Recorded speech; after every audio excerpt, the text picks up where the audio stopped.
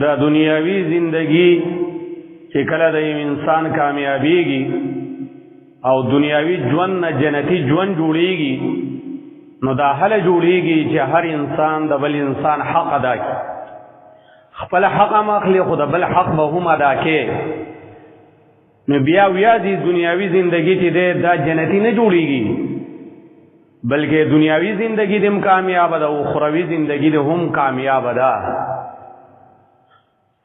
څومره چې د سړی ایمان کاملی، څومره چې د یو انسان ایمان کاملو، دومره به د بل په حق باندې نظر ډیر لګي په نسبت د خپل حق. هغه به همیشه په دې فکر کې چې دا چا حق په ما پاتې نشي او زه د هر مسلمان حق ادا کم او دې کې چې دینو ما خو چاله څه تکلیف ور نکو. امام بخاری رحمه الله مبارک راضی وی هغه ډیر ښه تیر اندازو امام بخاری رحمه الله. نو یو ټیم کې چې دی هغه یو نښه ویشتله نو هغه شی چې دی نو هغه صاحب القنطره یو پل هغه پل باندې ولګېد. نو امام بخاری سره ډیر غټ غم پیدا شو چې دا خو ما دې پل له نقصان ورکو. نو یې رنګ بدل شوی چې اين صاحب القنطره، د دې پل مالک چرته دی؟ وی هغه پیدا کړل او به ورته ویلو چې ستا پل له ما نقصان ورکړی دی، دغه رنګ غشی چې دی په دې کې لګېدلی دی. نو چرته د نو کوم رضی به ولا نه وګرولې او امام بخاری فورا د هغې معافي وغوښتله. دغه رنګ په یو بل موقع کې امام بخاری د یو تن نه چې دی معافي وغوښتله چې ما ستا دا معمولي حق چې دی نو دا دې ته نقصان رسولی. نو هغه ورته وویلو وی انت فی حل من جميع اموالی یا امیر المؤمنین فی الحدیث. وی زما چې څومره مال دی دا ستا لپاره حلال. زه به ستا نه تپوس کوم.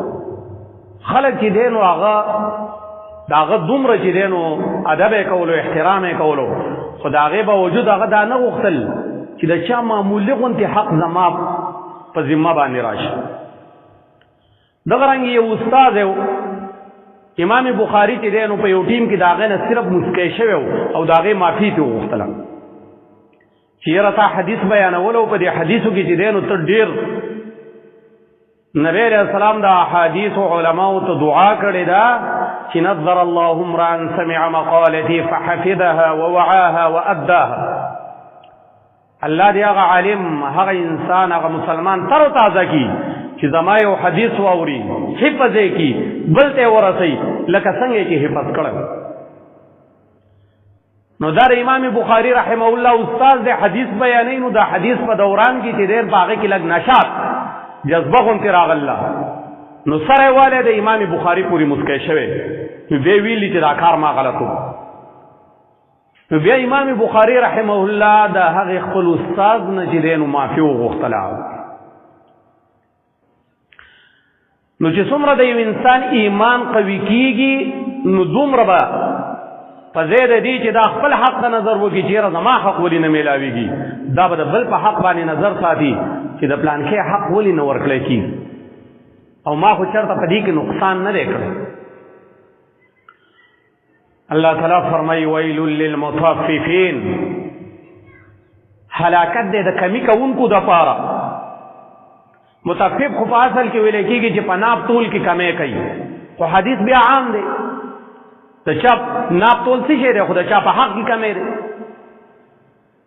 وایي د داسې خلکو دپاره هلاکت دی چې هغه په ناپ تول کې یا په حقوقو کې کمی کوي. الذين اذا اكتالوا على الناس يستوفون، کله چې د بل نه حق اخلي نو پوره دی اخلي. واذا كالوهم او وزنوهم يخسرون، او کله چې هغو ته سلل کوي یا د هغو حق ادا کوي بیا پکې کمی کوي. خپل حق پوره اخلي او بل چې دی کم ورکوي. الا يظن اولئک انهم مبعوثون، د ده څه خیال دی چې زه به دوباره د قبرونو نه نشم راپورته کولی. لیوم عظیم، یو عظیم ورځې ته یوم یقوم الناس لرب العالمین، کله چې خلق به رب العالمین ته ټول ولاړ. ابن ابي ذئب دا یو عظیم محدث تیر شوی دی. بعض علماء په امام مالک باندې مخکې کوي، وی مهدی باچا چې دی یا منصور باچا دی یا مهدی دی، په دې دوانو کې یو مدینه ته راغی. نو د دې بادشاهانو به ډېر غټ روب و. ته ووایې چې دا پاکستان ډېر ځله را جمع کې د دونه په غټه دنیا باندې د هغو بادشاهي وه. داسې غوندې یو دوه درې ملکه را جمع کې، نو هغې باندې به هغه یو خپل یو ګورنر مقرر کړ. نو د ده ډېر غټ روب دی او غټه دبدبې ده، ټول خلک ورته پاڅېدلو. ابن ابي ذئب په خوا باندې راغی، نو یو تن ورته وویلو قم فإن امیر المؤمنین علی راسک، پاسېږه امیر المؤمنین دې سر ته ولاړ دی. هغه ورته وویلو انما یقوم الناس لرب العالمین، خلق رب العالمین ته پاسې. دا آیت یې ولوست، یوم یقوم الناس لرب العالمین، کله به چې خلق رب العالمین ته ودرېږي. وی مهدی باچا وفرمایل دعه فإنه تکلم بکلمة قف شعری. دغه دې خبره وکړله چې زما په وجود یې چې دی نو ویښته ودرول. داسې عظیم خلک تیر شوي دي. نو وی د دې د دغې ورځې په باره کې څه ګمان دی چې زه به رب العالمین ته ودرېږم، چې هر انسان له به د خپل عمل هغه به بدله به میلاویږي. که د چا حق دی وهلی نو هغه حق به ورته ادا کړي. نبی علیه السلام په یو حدیث کې وفرمیل اتدرون ما المفلس، تاسو ته پته ده چې مفلس څوک دی؟ وی المفلس فینا من لا دینار له ولا درهما، مفلس په من کې هغه څوک دی چې درهم دینار وغیره نه لري. نبی علیه السلام فرمایل بلکې مفلس دا دی یأتی یوم القیامة باعمال کامثال الجبال، مفلس هغه څوک دی چې د قیامت په ورځ باندې عملونه راوړي، دومره غټ غټ عملونه چې د غرونو عمره غټ غټ. من صیام روجی نیولې دي، وصلات منځونه کړي دي، وزکات زکات ورکړ، وجهاد جهاد کړي، نور نیک اعمال کړي دي. د غرونو په مقدار نیک عملونو سره راشي. خیاتی قد شتم هذا وضرب هذا واكل مال هذا وسفك دم هذا. په داسې حال کې براشي چې چاته کنزل کړی دي، چاته بدرد ویلی دي، د چا غیبت کړی ده، چا مال خوړلی ده، چا وینه توی کړی ده.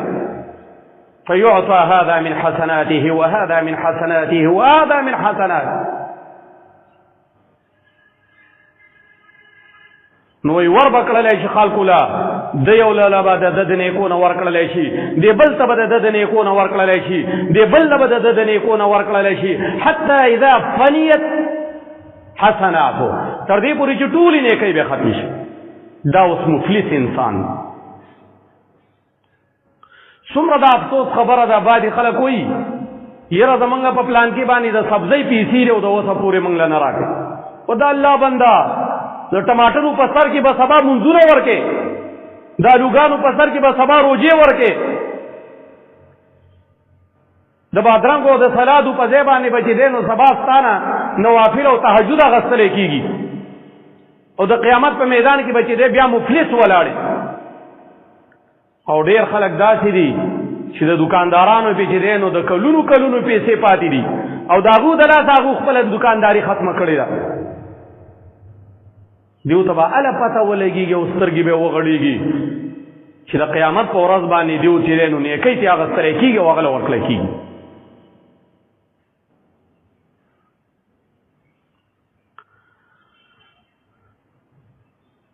نو نبی علیہ السلام وفرمایل چې نیکۍ یې ختمې شي نو بل د حق خاوند به راشي.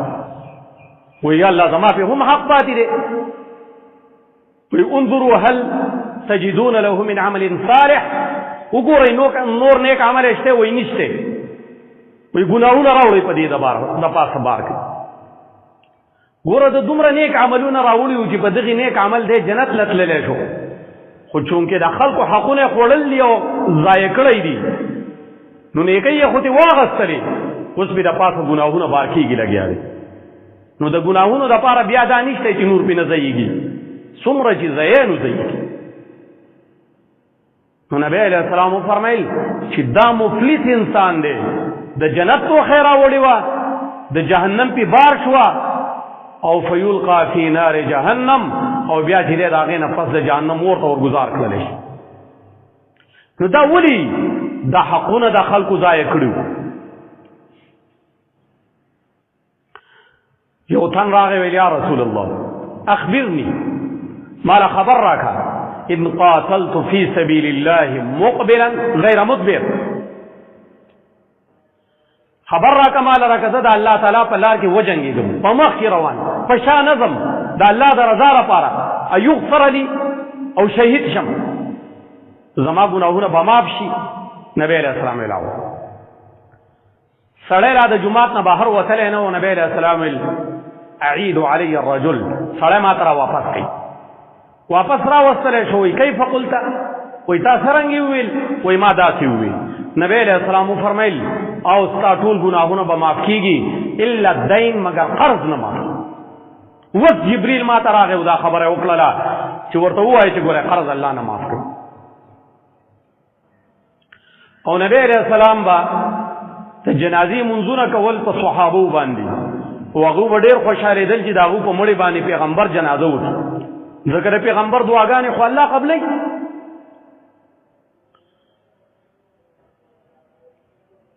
نو تپوس به یې کولو هل علیه من دین په ده باندې څه قرض شته که خلکو به ویل چې قرض پې نشته نبی علیه السلام به پې د جنازې مونځ کوو که چا به وویل چې او قرض پې شته نو بیا نبی علیه السلام به وفرمیل هل ترک له من وفاء د هغې د ادا کولو لپاره یې څه پرېښي دي که ویل پرېښی دي نو بیا به یې پې جنازه وکړي که ویل چې نه یې دی پرېښي نو نبی علیه السلام به وفرمیل صلو علی صاحبکم په دې خپل ورورم جنازه وکړئ زه یې پې نه کوم ګوره پیغمبر علیه السلام چې الله تعالی ورته په قرآن کې فرمایلی دي واغفر لذنبک وللمؤمنین والمؤمنات خپل ځان لپاره هم بخښنه غواړو مؤمنانو سړو له هم غواړو مؤمنانو زنانو له هم غواړو او د پیغمبر دومره حیرت دی چې هغه تن چې ټول عمر یې پیغمبر له تکلیف ورکړی دی عبدالله بن ابی بن سلول نبی علیه السلام په هغې هم د جنازې مونځ کوي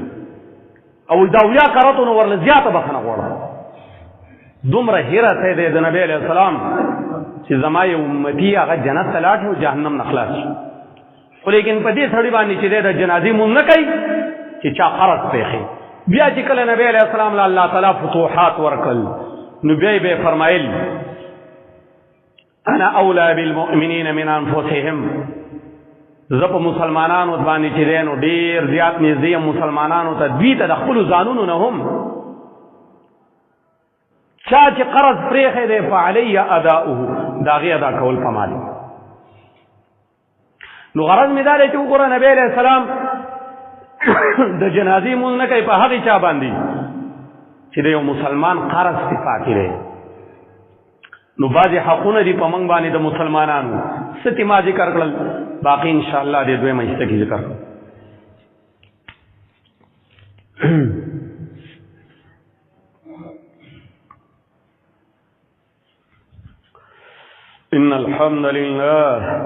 إن الحمد لله نحمده ونستعينه ونستغفره ونعوذ بالله من شرور أنفسنا وسيئات أعمالنا من يهده الله فلا مضل له ومن يضلل فلا هادي له وأشهد أن لا إله إلا الله وحده لا شريك له وأشهد أن محمدا عبده ورسوله عن أبي هريرة رضي الله تعالى عنه قال قال رسول الله صلى الله عليه وسلم حق المسلم على المسلم خمس دا حدیث د بخاری او مسلم شریف په خپلو کتابونو کې راوړی دی نورم ټولو کتابونو راوړی وایي د یو مسلمان په بل مسلمان باندې 15 حقونه دي په موږ باندې د مسلمانانو حقونه دي ژوندي خو پرېږده د مړو در باندې حق د مسلمانانو حقوق په موږ لازم دي، کوم چې ژوندي دي او کوم چې مړه دي. د ژوندو حقونه ډیر دي په نسبت د مړو. مړو له به چې دی دعاګانې غواړي، که نږدې و د جنازې مونځ به پې کې، په مقبره تېرېږي نو سلام به پې اچې. څوک د هغې قبر هغې له نقصان ورکوي، خرابۍ د هغې حفاظت به کوي، څوک یې بې ادبي کوي هغه ته به یې نه پرېږدي. د وس مطابق د هغو حق ادا کولی شي نو هغه حقوق یې ورله ادا کوه. ستا ورور دی مړ دی، حقونه پې د خلکو پاتې دا به ورله ادا کوې. پلار دی مړ دی، میخه پې مال اله سنډه پې مال اله وه، چې د چا حقونه یې ول دي هغه تې نه ادا کا. حج یې نه دی کړی او پې فرض و هغه تې نه وکړه، روجي پې پاتې دي هغه تې نه ادا کا. د چا یو لیش ځای را لاندې کړی دی په ځای د دې چې ته ترې نه خیرات وکړې، دغه یو لیش ځای کې هغه ګیر دی دغه نه اخلاص کا. دا په موږ باندې د مړو حقونه دي. د هغو چې کومه دوستان دي د هغو سره تعلق ساته، هغو له بخښنه غواړه. نو دا د مړو حقوق هم په موږ باندې دي. نو نبی علیه السلام په دې حدیث کې 15 حقونه فرمایلي دي د ژوندي انسانانو. رد السلام، یو د سلام جواب ورکول. سلام اچولم فرض، جواب ورکولم فرض. جمهور علما وایي سلام اچول سنت دي او جواب ورکول فرض دي، خو د دې قول چې دی نو دا د دلایلو په رڼا کې کمزور دی. صحیح دا دی چې په مسلمان باندې سلام اچولم فرض او د هغې جواب ورکولم فرض. ځکه بل حدیث کې نبی علیه السلام فرمایي د یو مسلمان په بل مسلمان باندې شپږ حق دي. اذا لقیته فسلم علیه، کله چې ورسره میلاو شي سلام پې اچو. نبی علیہ السلام یو صحابی تینا تپوس وکړلو وای ایو الاسلام افضل، په اسلام کې کم یو خصلت کم یو طریقه ډیر افضل چې سړی کوي. نو نبی علیہ السلام فرمایي تطعم الطعام وتقرأ السلام على من عرفت ومن لم تعرف. په خلکو خوراکونه خوروا، که څوک پیژنې او که څوک نه پیژنې په هغې سلام وکړه.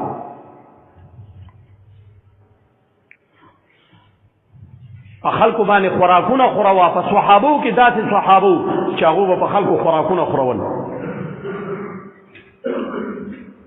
سعد بن عباده په باره کې راځي چې هغه به د هغه په ځای کې به چې دی هغه خوراک تقسیمېده.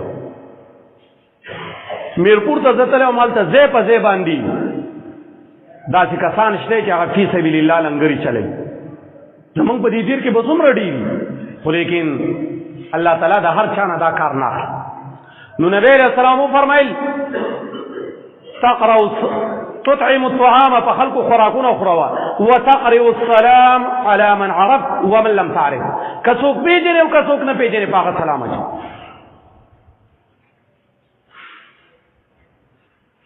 او دا سلام لومبنی حکم دی چې الله تعالی آدم علیہ السلام ته فرمایلی و چې په دې عمل وکړه.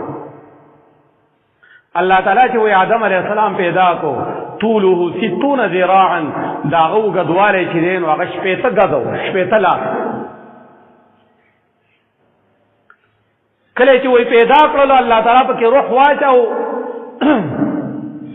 فعطس فرنجې وکړو، فحمد الله، ویل الحمدلله. لومبنۍ کلمه د آدم د خولې نه سره وتلې ده الحمدلله. په دې باندې عرب عمل کوي. که څومره په تکلیف کې ته ورته وایې کیف حالک، هغه به الحمدلله. او منګه چې یو نو منګه بس زمونږ عجم هغه د افسوس نه ډک دی. بس که یو ډېر مالداره سړی یاره څنګه دی کاروبار، یاره سږ کال ډېر خراب، هلکه څنګه تجارت څنګه، یاره ډېر زیات خراب، هېڅ مزه نشته. بس الله مطلق شان کوي. الله تعالی فرمایلی دی واما بنعمت ربک فحدث. د خپل رب کوم نعمتونو باران چې در باندې شوی دی نو هغه ښکاره کوه او ته یې پټې. نو عرب په دې وجه باندې ډېر ښه دي چې هغه وایي الحمدلله. نو زمونږ پلار آدم هغه لومبنۍ خبره چې په خوله باندې راوستې ده کومه ده؟ الحمدلله. فرنجې کړی الحمدلله. او نبی علیہ السلام فرمایل عساس من الله، رنجې د الله د طرف. نو الله تعالی ورته يرحمك الله فرمایو، به ورته فرمایل اذهب الى اولئک النفر، هغه دې څکسان د ملائکو ناستي لاړ شه پاغو باندې چې دې سلام واچاو. فاستمع ما يحيونك، وکړه چې تعالی څه جواب درکړي. فانها تحيتك وتحيه ذريتك الى يوم القيامه. پاغو سلام واچو چې څه جواب درکړي هغه یاد کا، دا ستا سلام دی او ستاره بچو سلام دی تر قیامت پورې. دا دومره پخوانه خزانه ده چې دا دی امت ته میلاو شوی دی، مسلمانانو ته میلاو شوی ده، بلکې ټول انسانیت ته میلاو شوی. نو هغه چې ورغی نو السلام علیکم، نو هغه ورته ویل وعلیکم السلام ورحمت الله، ورحمت الله پسې زیات کړل. ګوره دا د هغې ټیم نه چې دی نو الله تعالی آدم علیه السلام له دا سلام ورکړی دی، او پتا باندې د بل مسلمان دا حق اچولی چې کله ورسره میلاویږي سلام واچي. اذا لقیته فسلم علیه، کله چې د مسلمان سره میلاو شي سلام اچو. چې سلام در باندې واچولی شو جواب ورکول هم فرض دي. جواب ورکول خو په قرآن کې راغلي دي چې واذا حییتم بتحیة فحیوا باحسن منها او ردوها.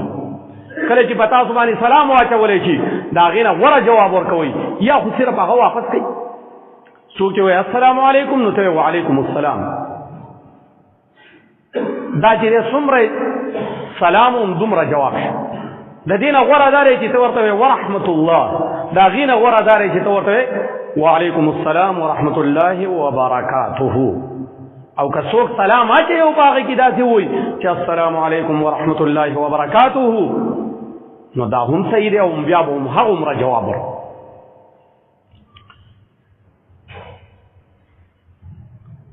نو د مسلمان لومبی حق په تا باندې سره سلام اچول او بیا چې دی د هغې جواب ورکول، دا دواړه فرض. دویم حق دی نبی علیه السلام په دې حدیث کې بیان کړی دی، نو هغه دی عیادت المریض، د مریض عیادت لتلل. د یو مسلمان عیادت له چې لاړ شي نو داسې مه وایي چې په ده باندې ما څه احسان وکړو. د الله نه سوال کوه چې یا الله د دې حق په ما باندې دا و، یا الله ته یې قبول کړو، دا زما د طرف نه دا فریضه چې دی نو ادا کړه. نو کله چې یو مسلمان بیمار شو نو عیادت یې په تا لازم دی. د ټولې دنیا د انسانیت نه چې کوم ځای ستا په پهونج کې دی او تا ته آسان دی.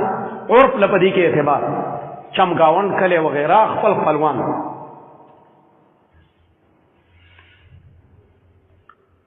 او د مریض د عیادت ډېر لوی ثواب دی. او نبی علیه السلام ډېر ښکته کمزورو خلکو عیادت لتلی، تر دې پورې چې یهودي ماشوم د نبی علیه السلام چې دا بلوغ ته رسېدلی و، د نبی علیه السلام خدمت به یې کول او ښکارېده نه، نبی علیه السلام یې کور ته ورغی، د یهودي تپوس کوي، اسلام یې پې پیش کو.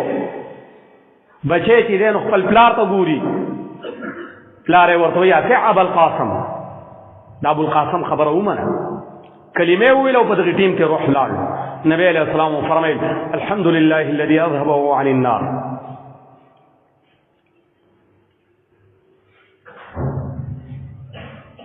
ټول تعریفونه هغه ذات لره دي چې د دې مخې د عذاب نه خلاص، انقذ وجهه عن النار، داسې لفظ استعمال.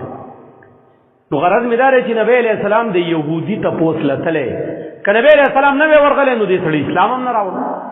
نبی علیه السلام تپوس له ورغی او د هغې د وجې نه هغه چې د کلمه وویل او د کلمې په وجه لاړ سړی جنت ته ورسېد. خپلو صحابو به نبی علیه السلام تپوس کولو چې جومات ته به راتلل. د جومات ته راتلل یوه وجه دام ده، یو خو به دې کې ټول مسلمانان په یو صف کې ودرېږي، د یو بل سره تعارف کېږي، یو بل پنځه ورځې د ورځې پنځه ټیمه د یو بل سره ملاقات کېږي. نو که ته را نه شې نو ستا تپوس به وشي چې یاره پلانکی ولې، چې یو سړی بېلما دی د هغه څه پته لګېږي، که په کور کې تېنه سام وختله نو چاته دا پته نه لګېږي چې ولې نه راځي. نو نبی علیه السلام به تپوس کاو چې پلانکی خو نه ښکاري، نو هغه ته به وویلی شو چې یا رسول الله پلانکی وجه ده. نو نبی علیه السلام به فورا لاړ د هغه عیادت، د یو بانډچي عیادت لم نبی علیه السلام لاړ. نو نبی علیہ السلام چې د چا عیادت لاړو داسې به فرمایل لا باس طهور ان شاء الله، پروا نشته ان شاء الله چې الله به خکی. نو هغه ویلو کلا دا سندا بل حما تفور على شيخ كبير تديره القبور، بلکې دا خو یو تبه د جوش وی په بوډا سره قبرونو ته رسي. نبی علیہ السلام فرمایل فنعمیدا بیا هم دا سیدنو دا غین هغه مرشي. نو دا طریقه شولا چې د مریض عیادت لدی دا سلام بواجه بیا به لا باس طهور ان شاء الله. بیا به نبی علیہ السلام بعضی مریضان دمولم. كان رسول الله صلى الله عليه وسلم اذا عاد مريضا مسحه بيمين خيلاته فراخ كله ويقول اللهم رب الناس اذهب البأس واشف انت الشافي لا شفاء الا شفاؤك شفاء لا يغادر سقما. دا کلمات بالوصل. او یو روایت ډیر سندونه لري. ډیر وخت زما دا خیال چې دا حدیث وسینی والحمدلله هغه حدیث ثابت حدیث چې څوک د چا عیادت لاړ چې سهار لاړ تر ماښامه پورې او یا زره ملائک د دې لپاره چې دینو دعاګانې غواړي، او چې ماښام لاړې تر سهاره پورې او یا زره ملائک به ستا لپاره دعاګانې غواړي.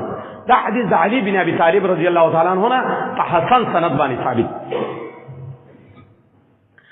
او دا حدیث خو مسلم شریف کې راغلی دی چې سړی کله او 10 چار اندام وکړي او د مسلمان عیادت لروان شي لم یدل فی غرفة الجنه حتی یرجع.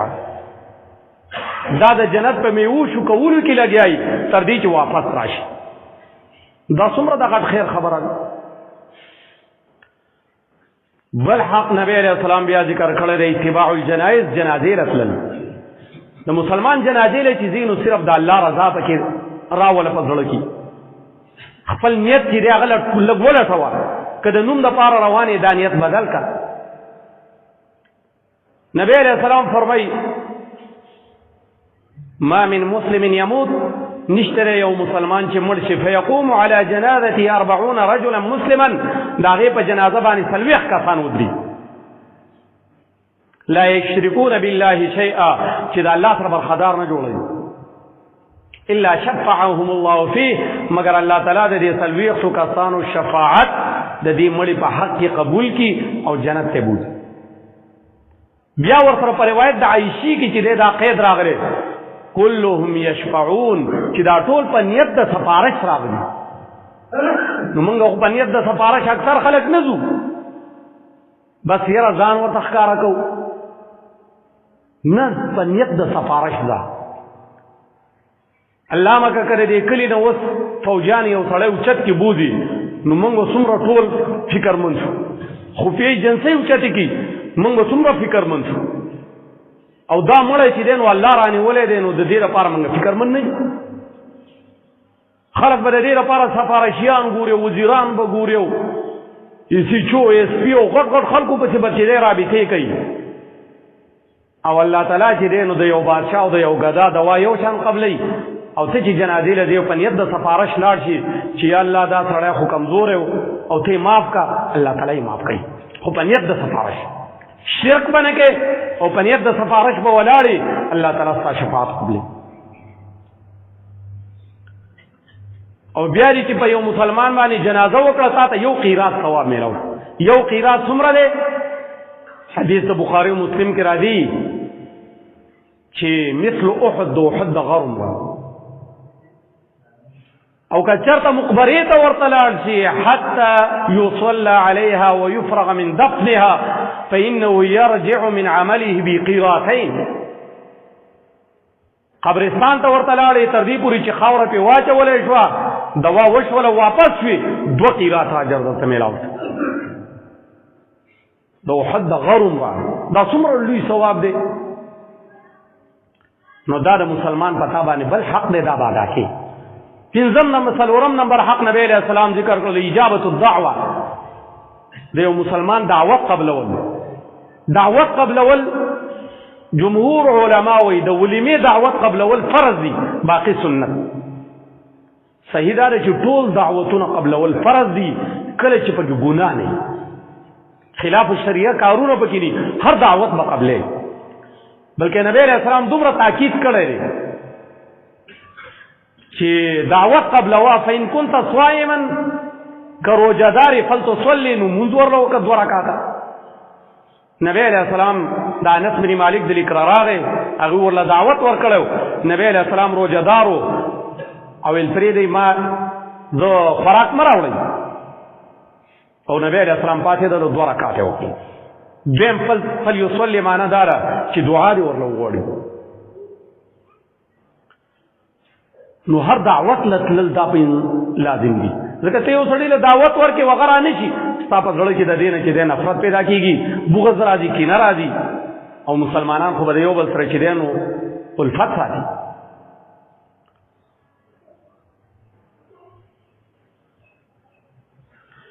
عبدالله بن عمر رضی الله تعالی عنہ په خوا کې یو تن ورته ویلو، وی لکه ما تاسو له دعوت درکړی راشئ. نو هغه ویل یاره که ما معاف کړې د دې نه. نو عبدالله بن عمر ورته غصه شو، وی نه ته به خامخا ځې هلته، دا خبره نه کېږي چې یاره بس ما د دې نه معاف کړه.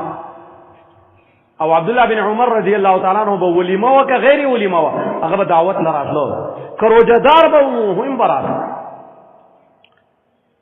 او بل حق نبی علیہ السلام ذکر کړی و تشمیت العاطس، چې په دې باندې موږ اکثر مسلمانان نه یو خبر. اوس دا حدیث ما ولوستلو چې آدم علیہ السلام الله تعالی پیدا کړلو فرنجی وکړو، هغه ویل الحمدلله. الله ورته وفرمیل یرحمک الله. دا پتا باندې د مسلمان حق دی چې ستا په خوا کې فرنجی وکړو، هغه به الحمدلله وی، نو ته به ورته یرحمک الله وی. یهودیانو به د نبی علیہ السلام په خوا کې پرنجي وی کول په دروغه چې دا موږ ته یرحمک الله وی، پرنجی به وکړل الحمدلله. نبی علیہ السلام ورته یرحمک الله نه وی. نبی علیہ السلام ورته وفرمیل یهدیکم الله ویصلح بالکم، الله دې تاسو له هدایت دی. نو ګوره یهودي چې دی نو هغه پیغمبر دومره ورته پته دی چې دا الله رسول دی، نو پرنجی کوي چې دا ماته یرحمک الله وی. او د رحم دروازې په خپله په ځان پسې چې دی نو تاله کړي دي چې په دې پیغمبر ایمان راوړي، خو بیا هم چې دی نو دې خبرو ته هغو ته پته ده چې پیغمبر چاته یرحمک الله ووایي نو د ده بیړه پاک. او موږ د دې نه خبر نه یو. نبی علیہ السلام وایي فرنجې د الله د طرف نه دی، او دا هسې تشه خولوازۍ چې خلک کوي او ستوماني وباسي، وایي دا د شیطان د طرف. فإذا عطس أحدكم فليقل الحمد لله، کله چې پتاسو کې یو تن فرنجی وکړي هغه دې الحمد لله وایي. وليقل له صاحبه يرحمك الله، چا چې مورد هغه دې ورته يرحمك الله وایي. دا دې ورله په جواب کې بیا وفرمایي چې يهديكم الله ويصلح بالكم. دا ډېره ښکلې دواګانې دي. دا بخاري شریف کې دا حدیث راغلی. خو که هغه الحمدلله نه ویلی نو ته به يرحمك الله نه وایي. نبی علیہ السلام په خوا کې 2 تنانو پرنجی وکړو، یو الحمدلله ویل، نبی علیہ السلام چې دی نو هغه تشمیت وکړو، ویل یرحمک الله. بل الحمدلله ونه ویلو نو هغه ته یرحمک الله مو ونه ویلو، ویل یا رسول الله هذا عطس، دا یو چې دی نو د پرنجی وکړلو تا هغه تشمیت وکړو مال دې ونه کړو. نبی علیہ السلام فرمایل دا الحمدلله ویلو او تا ونه ویلو، نو دا هم په تا باندې د مسلمان حق دی. دغه رنګ یو نور حقونه دا ذکر شوي مختصرا ویم. و ابرار المقسم، یو سړی قسم وکړي چې زما د قسم چې دلته ایثار شم، دا قسم یې پوره کړه. و نصر المظلوم، یو مسلمان دی ظلم پې کېږي، ته د ظلم نه خلاصولی شي، نو د دې ظلم نه بلې خلاصې دا په تا باندې د مسلمان حق دی.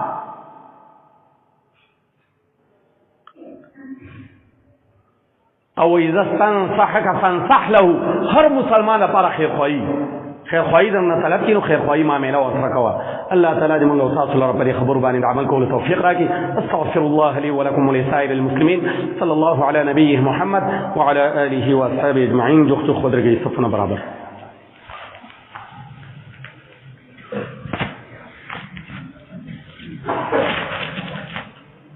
الله أكبر الله أكبر. أشهد